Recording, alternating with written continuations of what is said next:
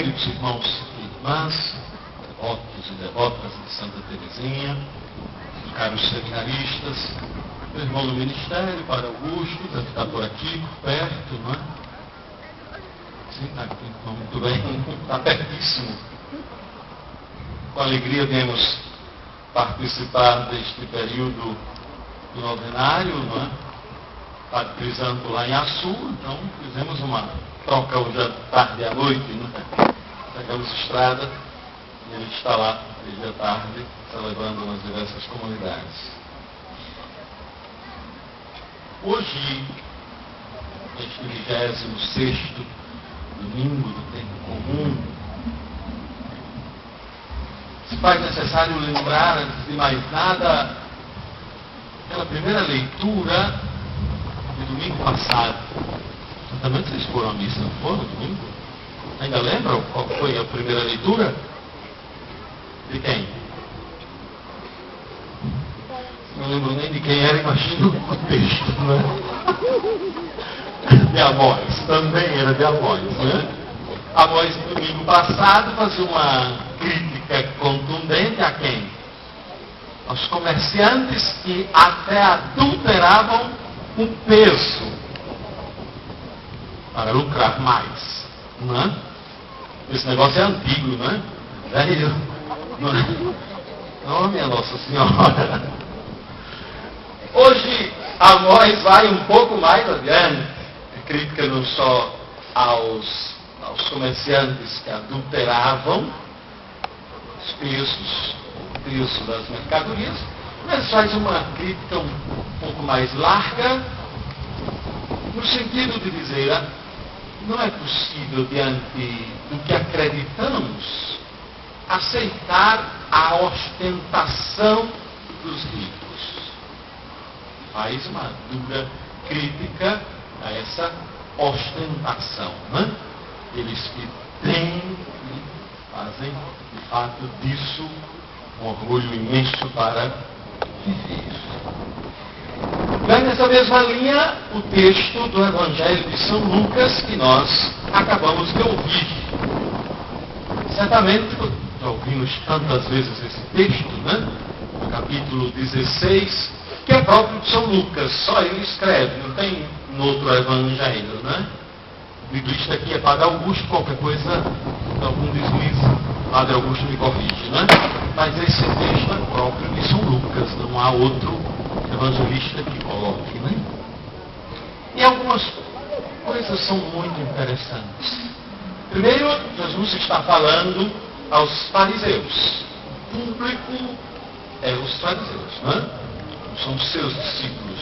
Ora, ele está fazendo uma catequese direta aos seus, outra vez, não. Dessa vez aqui está falando aos fariseus. E diz que tinha um homem rico, né? E um homem pobre. Como era o nome do homem rico? Hein? Não tem? E do pobre? Lázaro. Ótimo. Vocês sabem o que é que significa o nome de vocês? Se tiver a curiosidade de procurar? Vejam que, de propósito, Lucas, primeiro, não coloca o nome do rico. Não é? E, de propósito, coloca o nome do pobre. Chamado Lázaro. O que é que significa Lázaro? Deus ajuda. Deus ajuda. E aí vamos entender o texto nessa perspectiva. Um rico sem nome e um pobre que significa Deus ajuda. E vejam se a construção não é belíssima, né? Porque a relação que eles vão estabelecendo, ou que Lucas vai construindo, não é? E Jesus apresenta aos fariseus, é muito bonita nesse sentido. Porque, primeiro, é importante fazer um esclarecimento, né? A gente às vezes fica patinando com essa história de definir quem é rico e quem é pobre na Sagrada Escritura, né? Mas acho que não tem muito o que complicar, não. Rico, nós temos que olhar do ponto de vista sociológico, né? São aqueles que detêm os meios de produção. rico não é quem tem o necessário para sobreviver. Não é quem trabalha, não é? E o que tem é fruto do seu trabalho. Mas são aqueles que têm tanto que nem sabem o que tem. E não tem gente assim no mundo? Tem. Tem. É verdade que, graças a Deus, não são muitos. Mas tem. Não é? Detentores. E do ponto de vista também espiritual, estes, não é? Que detêm grandes meios de produção, não precisam ou não se acham necessitados de quê? Como é o nome do pobre? Que significa? Opa! Olha como é bonito. O rico, detendo em si grandes meios de produção, ele se acha, não é? Só, não sei, alguns podem até se achar o próprio Deus, não é? Não se acha necessitado da ajuda de Deus. Por isso o rico não tem nome. É todo aquele que, tendo ou concentrando e ostentando a riqueza para passar na nossa cara de que pode, não é? Se fecha completamente a possibilidade da ajuda divina. Divina.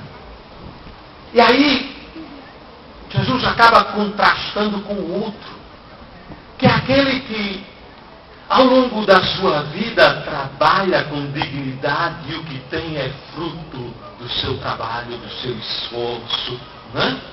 E na relação com Deus é sempre necessitado disso. É reconhecedor de que, de fato, Deus vem sempre em nosso socorro. Deus vem sempre para nos ajudar. É Ele que nos ajuda. E aí, vejam o abismo que se cria entre essas duas realidades. E a morte, ela é comum aos dois. Mas há uma diferença aqui maravilhosa no texto. Porque, olhe quando diz, o pobre morreu. O que é que aconteceu com ele? Os anjos levaram-no para junto de quem? De Abraão. E o rico, o que é que aconteceu? Vejam, morreu também o rico e foi. Não dá a impressão, pode ser que eu esteja agora, a água do açúcar possa estar me fazendo mal, mas não dá a impressão que os anjos levam, fazem subir o pobre e o rico vai para onde? Olha como Jesus é seco e direto. E o rico foi enterrado. Agora, a Sagrada Escritura, descer à mansão dos mortos, né? Assim que a gente diz no credo, é sepultado. Enterrado. Seco. E foi sepultado. E aí, a continuidade, de fato, vai expressar que o que acontece na morte não é diferente do que nós, estamos vivendo. Há uma continuidade, há um fio que nos conduz. Né? Aquele que se abriu à ajuda de Deus sempre em sua vida, está aqui, nos braços do Pai, Abraão.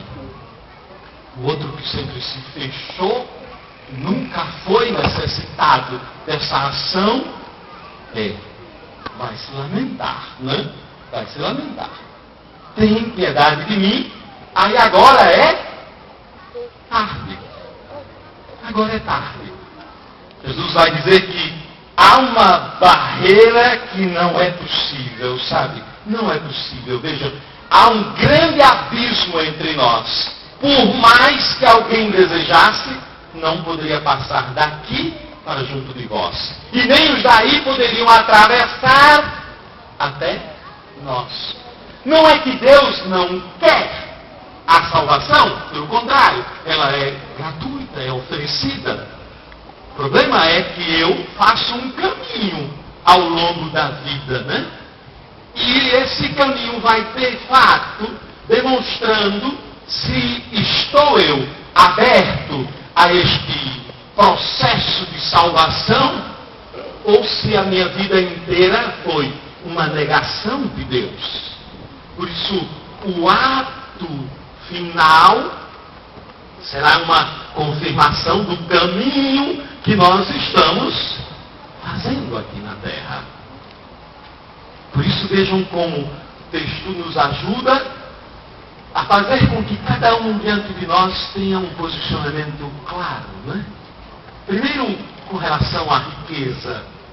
Como fazer com que os bens não sejam o centro da vida. Porque o que é que o rico faz? Tira Deus do centro e coloca os bens materiais. É o centro, né?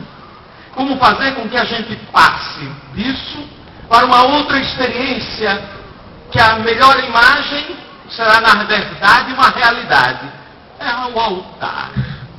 Ou seja, para nós, a melhor experiência será sempre do pão que é partido e repartido. É o próprio Senhor que daqui a pouco se oferece, se dá a nós como comunhão, princípio fundamental da vida de cada um de nós. É Ele que se dá como comida. E aqui não tem maior nem menor. Não tem um melhor ou pior do que o outro. Somos todos iguais diante do Senhor.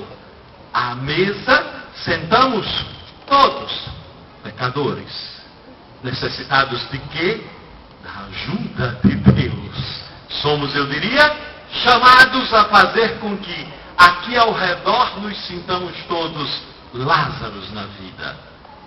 Deus vem nos ajudar a fazer com que a experiência da partilha e da comunhão possa de fato ser o que norteia a nossa existência, a nossa vida.